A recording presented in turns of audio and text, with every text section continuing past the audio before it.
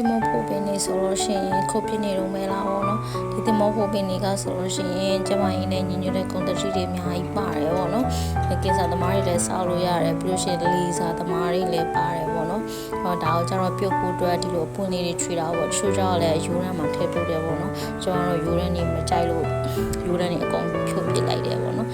အလုံးရပြီဆိုလို့ရှိရင်ဒီပွင့်လေးတွေအကုန်လုံးပြုတ်မှာပဲပေါ့နော်သူပြုတ်တဲ့ခါကျလို့ရှိရင်အစည်းလေးတွေရှိတယ်ဆိုတော့မကြီးသီးလေးတော့ထည့်ပြုတ်တယ်ပေါ့နော်ပြုတ်နေရင်းနဲ့ကြော်ညာလေးတစ်ဖြက်ဝင်မယ်လीနော် the trees မှာဆိုလို့ရှိရင်ဒီလိုမျိုးပန်းထိုးပေါ်ဝါလေးတွေချုပ်ပေါ်ဝါလေးတွေရနေပါပြီရှင်အဲ့တော့မိုင်ဝါပေးချင်တယ်ဆိုရင် the trees မှာလာပြီးတော့မိုင်ဝါပေးလို့ရပါတယ်အဲ့တော့ဒီလိုအနေတော်လောက်ဆိုလို့ရှိရင်တော့ဆယ်လို့ရပြီပေါ့နော်အဲ့တော့ကြော်ညာဝင်နေပြီဆိုတော့တုတ်တဲ့ဘက်ကိုတက်သွားလိုက်တော့မယ်ပေါ့နော်အဲ့တော့တုတ်မယ်ဆိုလို့ရှိရင်မြေပဲရဲ့ပဲမှုန်နည်းနည်းလေးရဲ့ပေါ့နော်ပြီးလို့ရှိရင်ဒီလိုမျိုး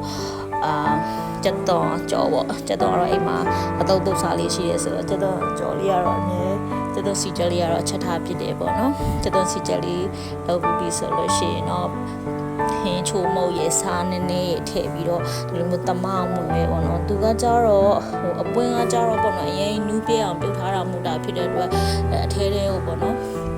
အရသာအနှစ်တွေဝင်အောင်ဆိုတော့နည်းလေးဆုပ်ဆုပ်ပြီးတော့နေပြီပေါ့နော်အဲ့ဒါမှပဲအရသာအထဲကိုရောက်မှာပေါ့နော်အဲ့တော့တိချာလေးနေပြီးဆိုလို့ရှိရင်တော့ရပါပြီနည်းနည်းလေးတော့အခါရတာလေးတော့ရှိတယ်ပေါ့နော်တုပ်စားကြည့်ပါကျေးဇူးတင်ပါတယ်